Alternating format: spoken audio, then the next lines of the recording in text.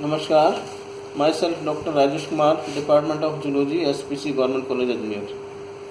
आज हम structure and function of cytoskeleton and its role in motility के विषय में चर्चा करेंगे। The topic structure and function of cytoskeleton and its role in motility may be completed by some points. These are introduction, structure of cytoskeleton, in which microfilaments, intermediate filaments and microtubules, functions of cytoskeleton and role in motility. Now first point, introduction. The cytoskeleton is a network of filaments and tubules that extend throughout a cell through the cytoplasm, which is all of the material which is a cell except for the nucleus। अर्थात cytoskeleton या साइटोपंजर सूक्ष्म नलिकाएं, active filaments और intermediate filaments, मध्यस्थ तंतु व actin filaments का समुच्चय होता है, जो कि न्यूक्लियस के अलावा संपूर्ण कोशिका में फैला हुआ रहता है। It is found in all cells. The cytoskeleton supports the cell, gives its shape, organises and tethers the organelles and has role in molecular transport, cell division and cell signaling।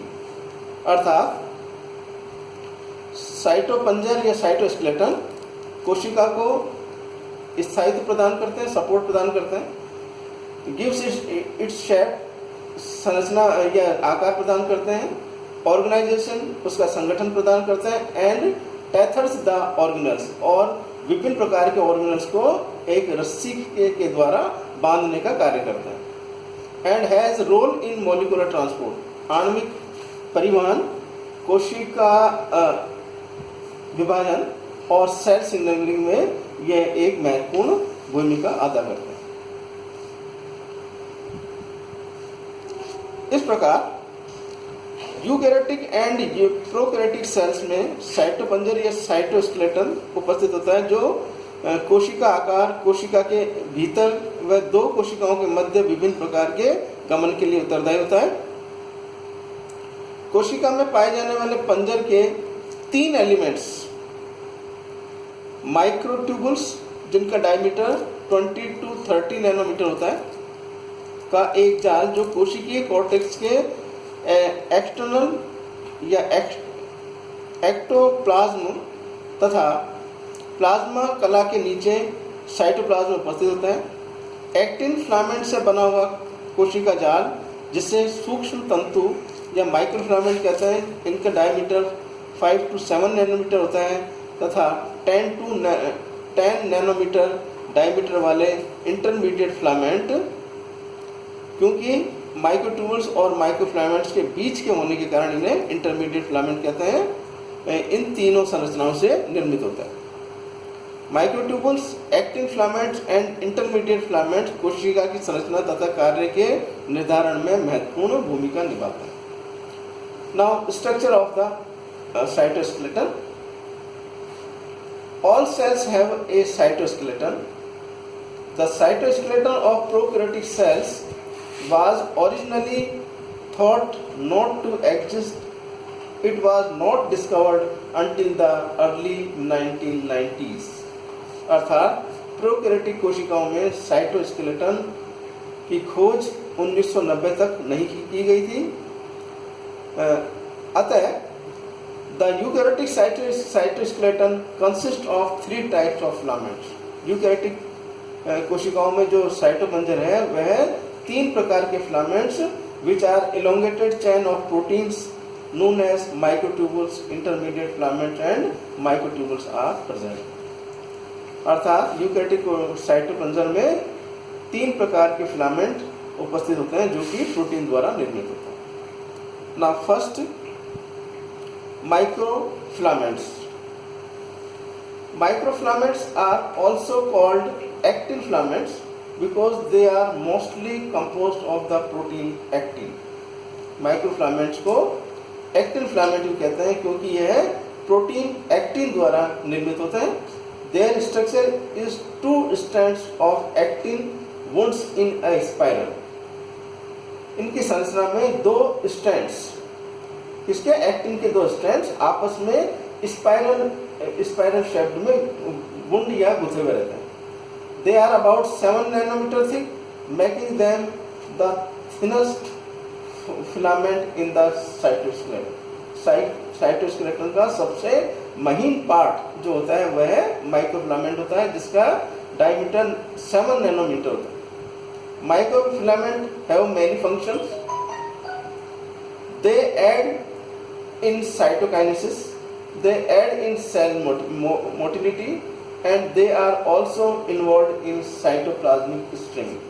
अर्थात माइक्रोफिलामेंट कई प्रकार के कार्य करता है, जिसमें महत्वपूर्ण है cytokinesis, cell motility and cytoplasmic streaming.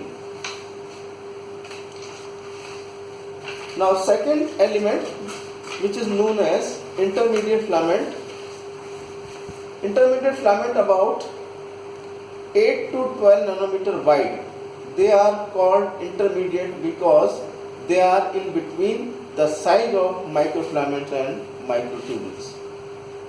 चूंकि इनका साइज माइक्रोफिलामेंट और माइक्रोट्यूबुल्स के बीच का होता है, अतः इन्हें मध्यस्थ तंतु भी कहते हैं, जिनका डायमीटर लगभग 8 से 12 नैनोमीटर होता है. Intermediate filaments are made of different proteins such as keratin, vimentin, desmin and lamin. Intermediate filament की संरचना में विभिन्न प्रकार के प्रोटीन्स, जिसमें keratin found in hair and nails and also in animals with scales, horn and hooves. Keratin के अतिरिक्त vimentin, desmin and lamin, these are proteins found in intermediate filament. The intermediate filament in the cytoplasm maintain the cell shape, bear tension and provide structural support to the cell. Intermediate filament के कार्य क्या है? Cytoplasmic maintain the cell shape, कोशिका के आकार को बनाए रखना, and provides structural support to the cell.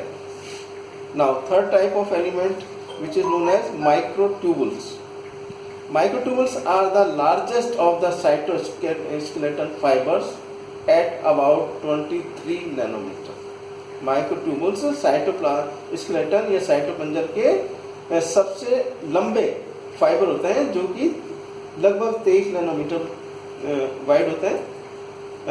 They are hollow tubes made of alpha and beta tubule. ये खोखली नलिकाकार संरचनाएं हैं जो कि अल्फा और बीटा ट्यूबुलिन द्वारा निर्मित होती हैं.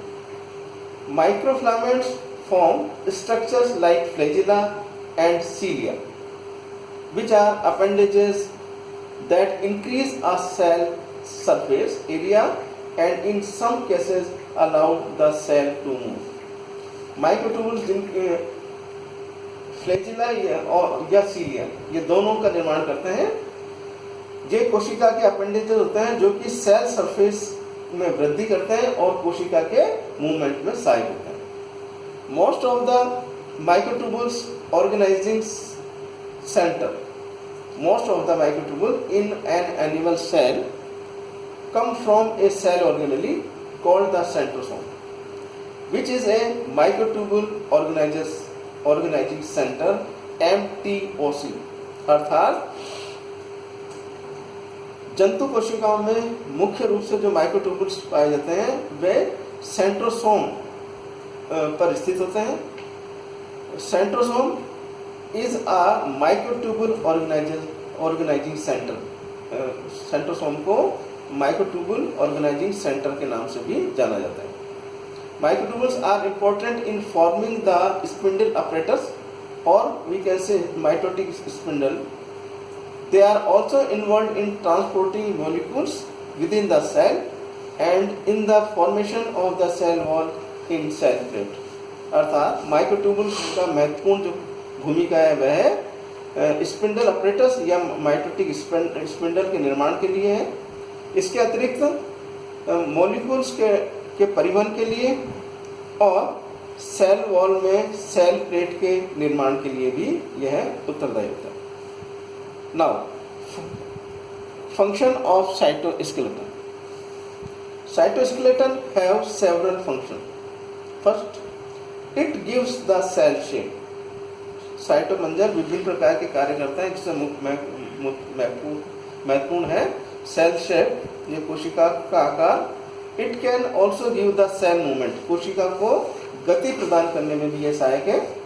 The cytoskeleton organises the cell and keeps the cells organelle in place. कोशिका में पाए जाने वाले विभिन्न कोशिका अंगों को इस स्थानबद्ध करने में भी साइटोस्केलेटन महत्वपूर्ण भूमिका अदा करता है। इसके अतिरिक्त cytoskeleton helps move chromosomes during cell division. कोशिका विभाजन के दौरान क्रोमोसोम्स के मूवमेंट के लिए भी यह अति आवश्यक है। Cytoskeleton is a frame of A building. अतः साइटोस्केलेटन या साइटोपंजर को एक बिल्डिंग का सांचा भी कहते हैं। Like a building frame, the cytoskeleton is the frame of the cell, keeping structures in place, providing support and giving the cell a definite shape. अर्थात साइटोपंजर एक बिल्डिंग के रूप में, एक सांचे के रूप में कार्य करता है, क्योंकि यह कोशिका अंगों को एक स्थानबद्ध तरीके से रखता है, उन्हें कोशिका को सपोर्ट प्रदान करता है और एक कोशिका को एक डेफिनेट या निश्चित शेप प्रदान करता है। Now last point, role in motility.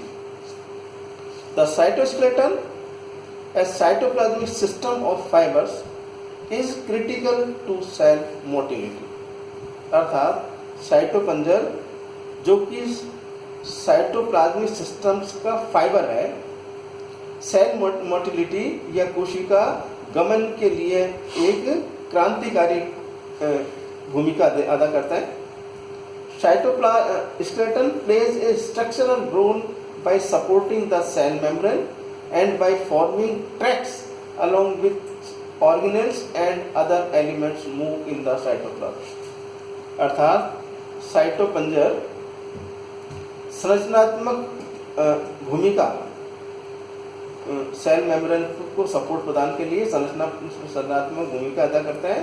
Bye forming tracks, और एक ट्रैक्स का निर्माण करने के लिए जिसमें विभिन्न प्रकार के कोशिका अंग स्थित रहते हैं and other elements move in the cytosol, और विभिन्न प्रकार के जो एलिमेंट्स हैं वह साइटोसोल में मूवमेंट करते हैं। Cell motility is one of the crowning achievement of evolution. अर्थात कोशिका गमन विकास के दौरान एक क्राउनिंग अचीवमेंट है। इस प्रकार साइटोप्लाज्म का जो महत्वपूर्ण कार्य है वह है cell motility. Cytoskeleton undergoes constant rearrangement which can produce movement. अर्थात साइटोस्केलेटन एक निश्चित प्रकार का रीअरेंजमेंट कोशिका के अंदर पाया जाता है, जिसके द्वारा विच कैन प्रोड्यूस मूवमेंट, जिसके द्वारा गमन सहायक होता है। धन्यवाद।